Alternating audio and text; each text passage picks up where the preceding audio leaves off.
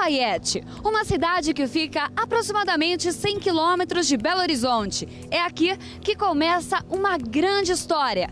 Um menino de apenas 12 anos, que tinha tudo para ter estudos, amigos, uma harmonia familiar, transformou a sua vida num grande desastre. Tudo isso por um único motivo: o uso das drogas. Ele chegou no fundo do poço.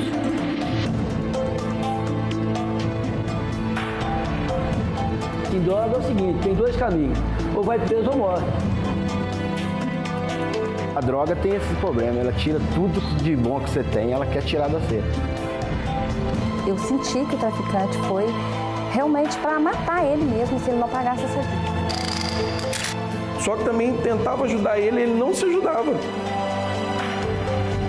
Estava drogando, fumando cachimbo, tudo quanto é droga.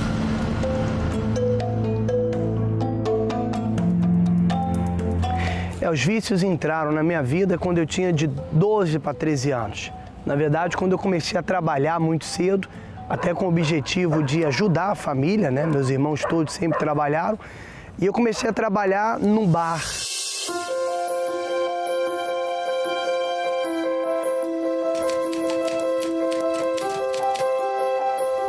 Bom, todo viciado ele tem o seu início de história. Eu posso dizer que a minha começou aqui. Um bar, eu com 12 anos vim trabalhar aqui no bar do meu irmão. Porque meu pai tem 9 filhos, aí precisava dele ajudar também na despesa, entendeu? Aí eu trouxe para trabalhar comigo. Com 12 anos, ele já não quis saber mais de estudar e começou a ganhar dinheiro e começou a andar com pessoas erradas, pessoas mais velhas, que influenciava ele para o lado do mal. Foi onde eu comecei meu primeiro gole, foi onde eu comecei meu primeiro cigarro, e aqui podemos dizer que deu início à minha trajetória do vício. Um estudo revela que 80% dos adolescentes já beberam alguma vez na vida e 22% dos jovens estão sob risco de desenvolver dependência do álcool.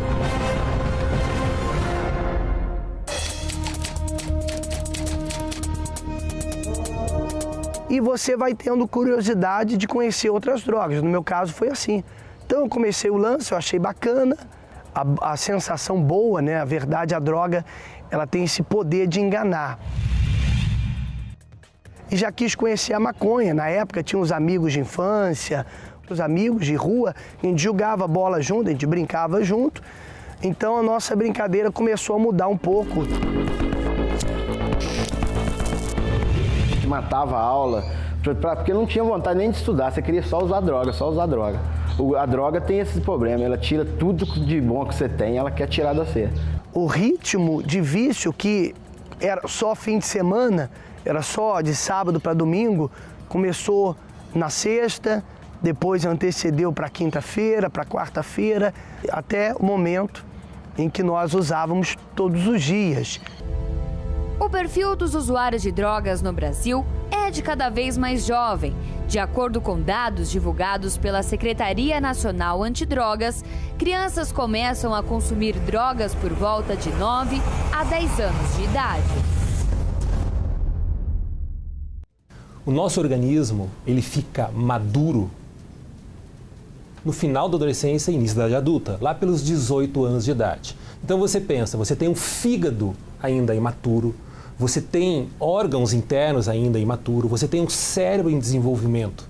Então as pessoas olham para uma criança e pensam, ela usou álcool e drogas e isso traz um mal, traz um grande mal. Por quê?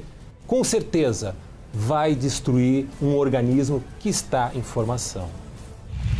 Chegou um momento que eu comecei a ter outras amizades, comecei a me envolver com outras pessoas, amigos de drogas. Quando eu ia para a festa, a gente parava o carro na porta do bar, o bar já tinha fechado, mas eu tinha a chave.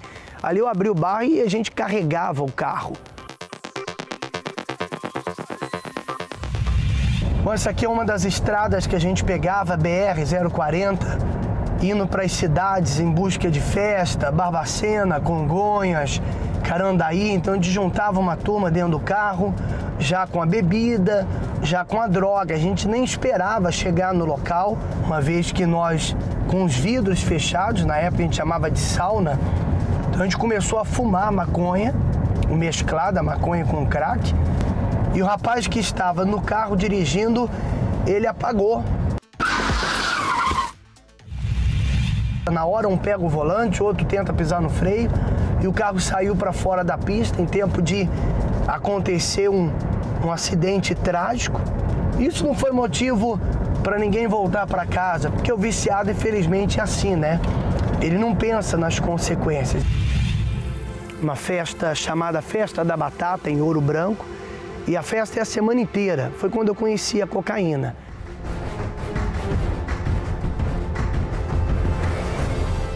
E a gente usou na segunda, terça, quinta, sexta, sábado. No domingo foi o último dia da festa. Então, assim, no meu pensamento, bom, agora acabou a festa, então agora eu não vou cheirar mais. Só que a festa acabou, mas aí o vício continuou. Usei na segunda, terça, eu lembro que naquela semana eu usei novamente a semana toda, sem ter projetado isso, sem estar querendo usar. Mas ali eu percebi que o vício eu já não tinha tanto controle no vício como eu achava que tinha. Aí um certo dia a gente já queria novidades, aí o Cláudio trouxe pra gente a cocaína, a gente veio para uma construção estilo essa aqui mais ou menos, foi onde a gente começou a usar, fumar, bebeu o dia inteiro. Nós ficamos o dia inteiro só usando cocaína e fumando maconha e bebendo pinga, fazer de tudo. Usamos tudo quanto é tipo de droga nessa época. Por causa desse dia naquela construção, quanto tempo você ficou viciado? Fiquei por mais de 15 anos. Na cocaína? Na cocaína. Nós estávamos gravando, caminhando aqui na região dos familiares do Bispo Cláudio, quando de repente, no meio do caminho, a gente encontrou o Adão. O Adão, ele era da época que o Bispo Cláudio usava drogas aqui, né? Isso mesmo. Até porque eu e ele usamos bastante maconha, cocaína, usava mesmo, direto, dia e noite, todo dia.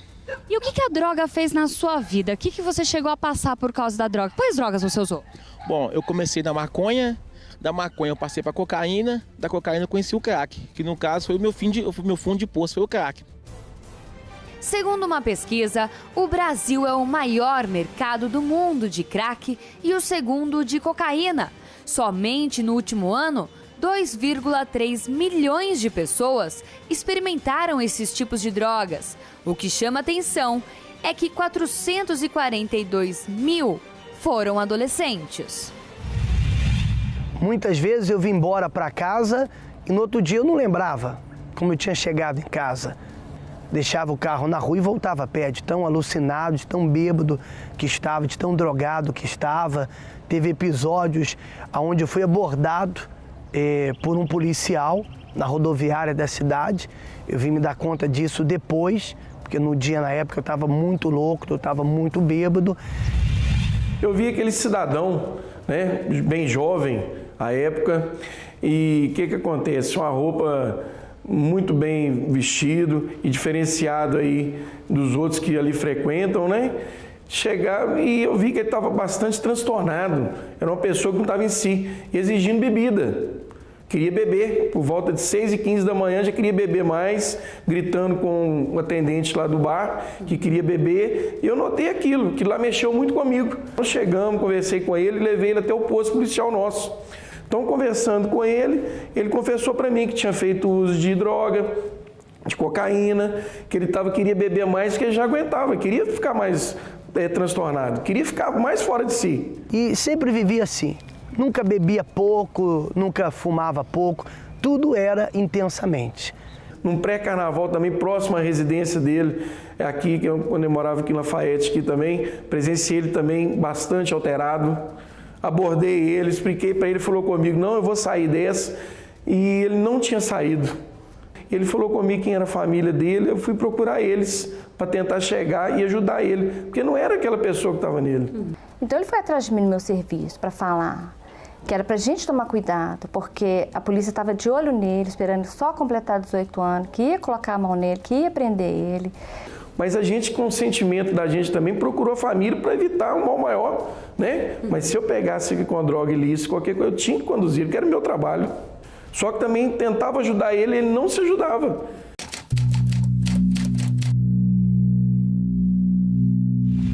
Quando eu percebi que já não tinha tanto controle, Eu percebi isso, mas continuei no vício, sempre aquela ilusão, aquele pensamento, não, na hora que eu quiser parar, eu vou parar, porque eu ainda não quis parar.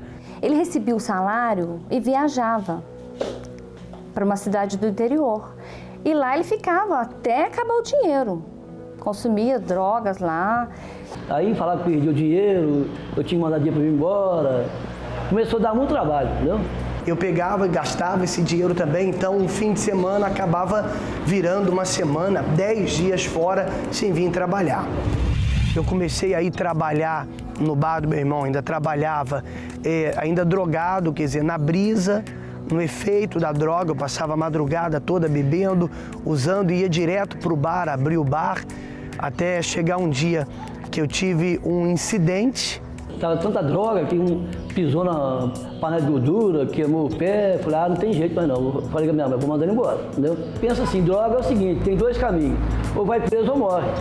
Depois desse acidente, foi a gota d'água, então meu irmão, ele me demitiu, ele não quis mais que eu trabalhasse no bar com ele.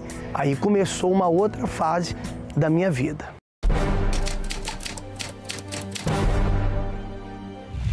Quando eu saí do bar, eu tinha amizade com um traficante na época, pegava bastante droga com ele, e então eu comecei a pegar uma quantidade maior de cocaína, de maconha, e eu vendia uma parte. Aí eu chegava, por exemplo, só do Oliveira, que é a terra natal da gente, chegava lá, o pessoal perguntava, cadê seu irmão? Onde é seu irmão? E eu não desconfiava de nada. Passado uns tempos que eu fui saber que ele levava droga pro pessoal lá, estava traficando. Eu vendia para o sustento, eu vendia metade, outra metade eu usava. E assim, de uma forma ilusória, eu achei que poderia levar a minha vida. Então o dinheiro ainda não faltava e a droga ainda não faltava, porque eu vendia para manter o meu vício. Só que isso durou pouco, isso durou apenas alguns meses, porque o viciado ele não tem muito controle. Chegou o dia que eu fumei tudo, que eu cheirei tudo, não tinha como pagá-lo. Foi quando, inclusive, eu sumi da frente dele, foi quando eu me afastei dele, porque não tinha mais como pagá-lo.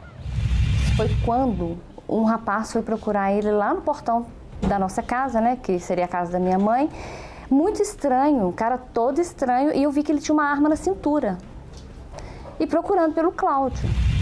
Foi quando eu cheguei em casa e a minha irmã conversou comigo. Olha, veio um rapaz aqui e ele estava atrás de você. O que está acontecendo?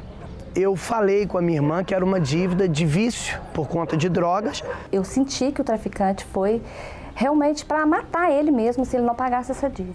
Quando comprou a droga, não tinha dinheiro para pagar. O cara veio aqui em casa para matar ele. E na época, eu falei assim, Cláudio, eu vou pegar essa dívida, eu vou pagar. Mas você promete que você não vai usar mais? Ele, não, eu já parei. Tudo mentira. Só que mais uma vez eu menti para ela, disse que eu já tinha parado, era uma dívida antiga, mas eu ainda não tinha parado.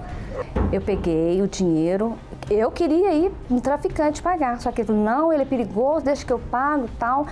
E assim, foi um dinheiro muito alto, que eu tinha umas economias, né, e peguei, como se fosse hoje uma dívida mais de 5 mil reais. Eu fui levar o dinheiro, paguei a minha dívida e ainda saí de lá com mais droga.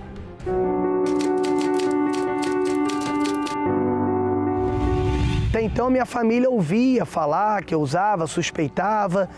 A minha mãe achava bem estranho porque eu levava pessoas estranhas para dentro de casa, que não era do meu ciclo de amizade.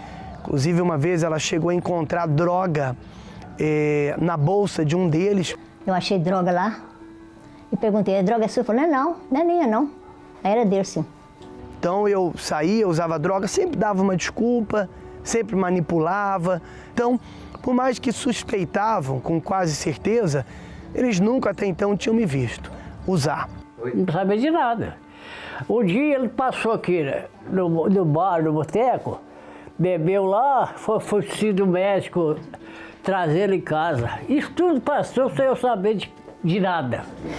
Olha, certeza mesmo foi quando ele chegou em casa um dia carregado, foi até com o médico, amigo da família, que aí eu percebi, com o olho todo vermelho, eu percebi que era realmente uma crise de overdose. Aí realmente eu tive certeza. A minha mãe, coitada, sofreu muito, porque ela passava noites e noites acordada, esperando ele no sofá. Foi uma luta muito grande. Ela ia atrás, todos os amigos que ele arrumava, ela procurava saber. Aí eu fiquei muito preocupada, muito triste, quando eu fiquei sabendo, né? Não dormia, ficava esperando ele, deitada no sofá esperando ele a noite inteira. Quando ele chegava, drogado. No outro dia eu saía, e ele ia para minha terra, Senhora de Oliveira, ficava lá uma semana. Mãe, manda dinheiro para mim ir embora. Eu falei, não, eu vou te buscar. Eu ia atrás dele. Não tinha medo de nada. Mais uns 8 dias, passava uns tempos, voltava outra vez. Aí eu fui buscar ele na construção abandonada, caí, né? Machuquei. Pois é, minha mãe, nossa mãe, quase que matou minha mãe, é um desespero violento, entendeu? O vício, ele não acaba só com a pessoa, mas só com a família toda.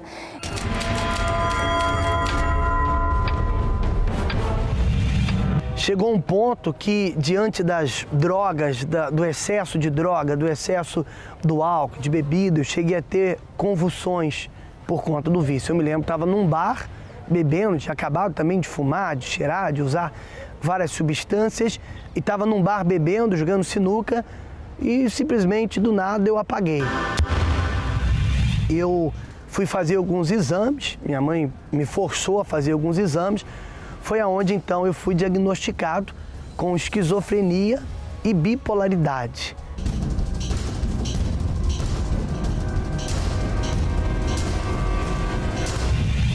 Esquizofrenia é exatamente o quê? Uma demência? Não. Hoje a gente sabe que a esquizofrenia, né, o que a medicina coloca, seria uma alteração do pensamento e da senso-percepção. O que é isso, traduzindo em miúdos? A pessoa tem alucinações. Então, na esquizofrenia, a pessoa ouve vozes, vê coisas que não existem, tem alteração de comportamento, ela vai ficando esquisita, esquizofrenia, ela vai ficando isolada, ela vai tendo o que a gente chama de sintomas negativos, que ela vai ficando o quê? Com apatia, com anedonia, com niilismo. O que é isso? Aquele sentimento de desvalia. Melhor eu ficar quietinho, melhor eu ficar isolado, não quero falar com ninguém. Juntou a depressão, juntou a situação econômica, a falta de dinheiro. Não tinha dinheiro para comprar nem cigarro. Ele fumava, pegava troco de cigarro na rua para fumar. Ele chegou no fundo do poço. A humilhação de ter abandonado os estudos, de estar desempregado, de não ter dinheiro para nada. Então foi onde começou ali o fundo de poço. Chega uma hora que você percebe que quer parar, você tem vontade de parar. Então você se afasta daquele estilo de vida. Eu já não estava mais saindo para as baladas, até porque também não tinha dinheiro. Então eu comecei a ficar deprimido, comecei a ficar muito trancado no meu quarto. Todo viciado, ele tem aquele cantinho escolhido. No caso, esse quarto aqui no fundo de casa é o lugar que eu me refugiava. Era aqui que eu me escondia. Então eu já não ia mais para balada, eu já não tinha mais amigos fora. E aqui dentro eu passava 24 horas fumando, cheirando, me drogando. E aqui dentro tendo alucinações, experiências horríveis aqui dentro.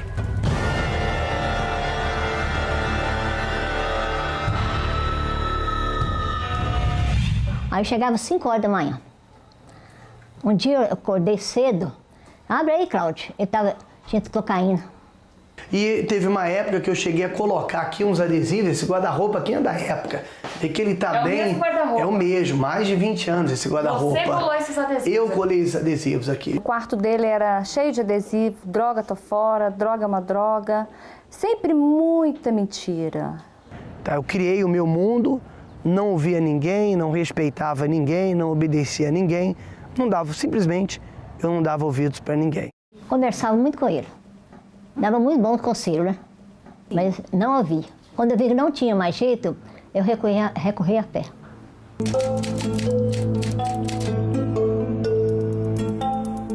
Até chegar o momento que a depressão foi muito forte. E diante desse quadro, eu não tinha mais prazer de viver. Eu achava que a única solução, isso com 17 anos, eu achava que a única solução para mim era dar cabo da minha vida. Foi quando ele tentou o suicídio. Foi nesse lugar, exatamente aqui, aonde eu tentei contra a minha própria vida. Interessante que um dia de semana normal, eu havia bebido bastante, fumado, cheirado, até porque não tinha mais dia, era todo dia. Sabia que existia esse lugar, até porque nós também cansamos de usar droga aqui nesse lugar. E eu vim direto para cá, já com o pensamento de me lançar, de pular. E não pensei duas vezes. Fui chegando, fui pulando. Tinha uma bebida forte, ele bebeu uma bebida forte e drogou e foi para aquele buracão. E lá ele pulou lá embaixo. Aí eu vi assim, os colegas dele, acho que viu ele lá, que falou com a esposa. O vizinho falou assim, ó, o Cláudio foi lá pro buracão. Eu fui atrás, cheguei lá e tá caído lá. Pensei que ele estava morto, né? Só não perdi a vida porque os galhos amorteceram, o barranco amorteceu a queda, mas foi um dos meus fundos de poço, podemos assim dizer, exatamente nesse lugar.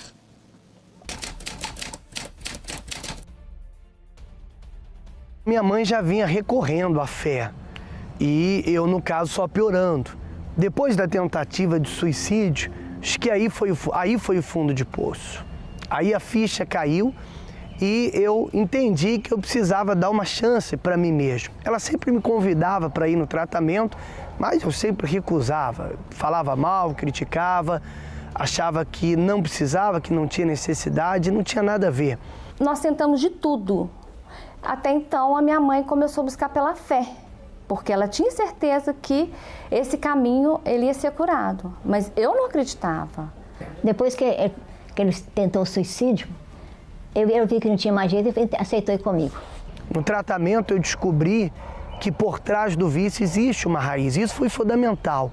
Quando eu percebi que o vício é um espírito, e eu vim a descobrir isso no tratamento, eu também entendi que eu poderia mudar aquela situação.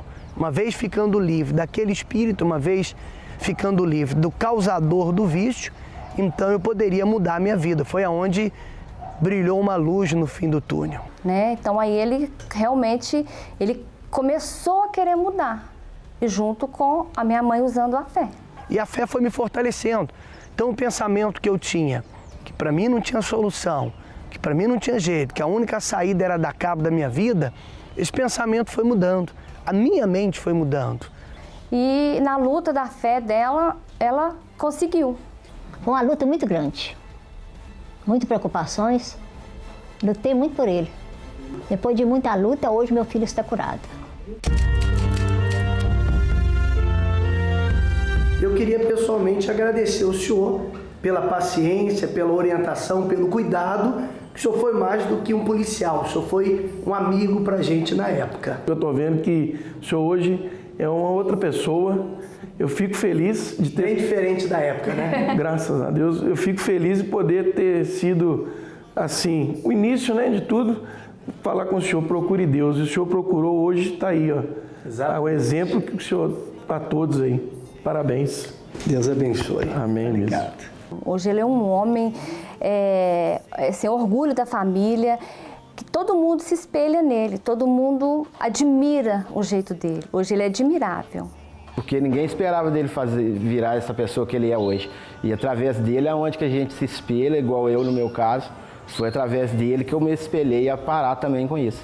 Hoje ele é um homem de Deus, hoje ele é uma bênção, é um orgulho da família. Hoje ele é outra pessoa, não?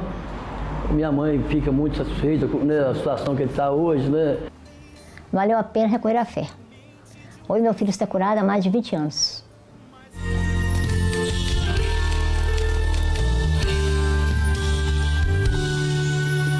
Hoje eu não só estou curado, transformado, mas também uma vida completa. Estou casado, há 16 anos casado, um casamento feliz, uma vida realizada em todos os aspectos.